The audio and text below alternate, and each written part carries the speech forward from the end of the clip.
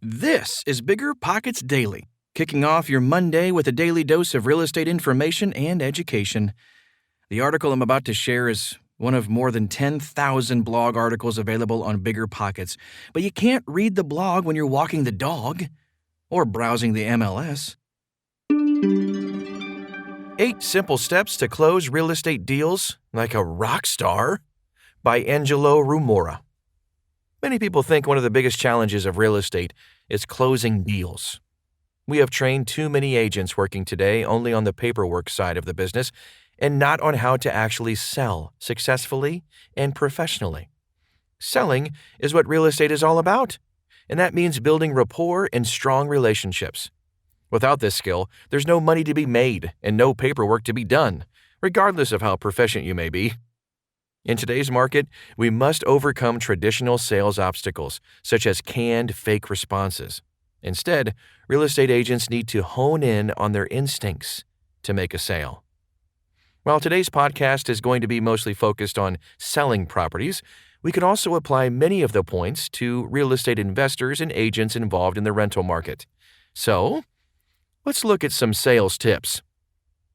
Common closing techniques. Now or never closes. With the now or never technique, the real estate agent brings up a special benefit that requires immediate action and expires after the day. This is a real limited time offer. Summary closes. This effective sales technique stresses the values and benefits of items or packages in the deal, such as a house coming with its own washer and dryer or fully furnished. Summarize everything that is unique to this house that might prompt the customer to buy at the current price point. Sharp angle closes.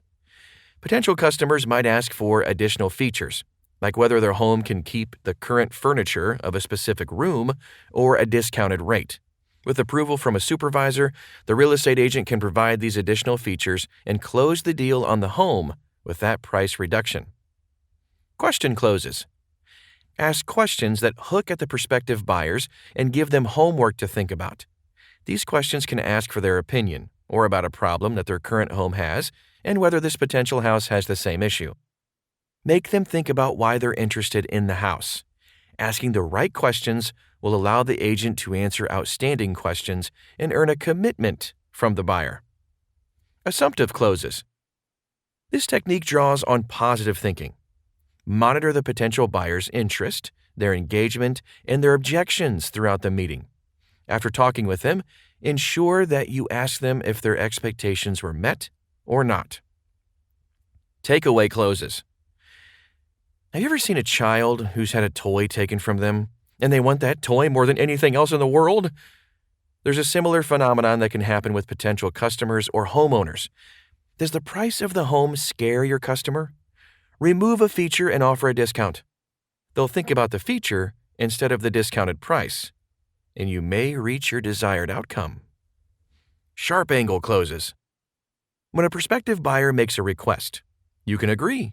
If they sign immediately, maybe they ask if you can cover closing costs or for price reductions. With the sharp angle close, you'd say, sure, if you sign the sales agreement immediately. Is it a done deal? Soft closes. This type of closing shows the benefit of the home to your customer, making no sudden requests of them. You ask a low-affected question, such as, if we downsize the kitchen, it'll cost 20% less, and you could get a new refrigerator. Does that sound like something you'd be interested in? There's no sense of urgency as to whether the buyer should commit, and it gives you more time as the realtor to learn about the family you're dealing with. 8 steps to close real estate deals. Number 1, believe in yourself. Confidence is key. If you believe in yourself, if you believe in the deal, it will happen. This confidence needs to be clear throughout the process, right from the first viewing until they sign on the dotted line. If you're enthusiastic about the deal, this energy will transfer to your clients. Sometimes this can be hard to do. Maybe the property isn't quite to your liking or your clients are difficult. But as long as you believe in yourself and your own ability to find, negotiate, and complete a deal, you will succeed. Be careful not to overstretch to cocky, but a certain air of self-assurance and positivity will work wonders for closing sales. Number 2, keep it simple. Don't bombard your clients with information, facts, and figures that won't actually affect their decision-making. Treat them like you would want to be treated, in a straightforward, direct, and personable manner. If the clients are interested and the process moves forward, then that is the time to give more information that could help them decide if the property is right for them. But wait until they have shown definitive interest before doing so. Number 3, listen. Don't waste your time trying to sell a property your clients really aren't interested in, and don't keep pushing for a deal that will never happen. Listen carefully to what your clients want and what their conditions are, and then work as hard as possible to get exactly that. By delivering exactly what they asked for right from the start, you will gain their trust and respect, meaning they will be more likely to buy with you than any other agent. A positive relationship with your clients works to your advantage, both on individual and future deals, as you may well find yourself referred to by their friends and family. Remember, selling isn't telling, it's listening. Number 4, reassure. If your clients have doubts, and they will, because it's only natural for people parting with significant sums of money to have areas of concerns, talk them through. Don't just ignore the issues when they arise. Face them head on and deal with them together. If the problem is insurmountable, move on to a different house. Don't waste your time trying to sell a property they're never going to buy because of an unchangeable matter such as location. Take stock, learn from it, and show them something more fitting to their brief next time. If you can work around the concern, then do. Reassurance, encouragement, and problem solving are all key skills for closing sales. Being truthful in your encouragements is vital, and most real estate agents become well-versed in this skill because of buyer's remorse. This is when clients appear to get cold feet as the deal approaches, usually intimidated by the financial implications. It's a phase. You just have to get them through it and remind them why they loved the property. Number 5, work on your script. Do not find a script online and learn it by heart. That will come across phony, staged, and untrustworthy. Scripts can be great, but they have to be uniquely yours.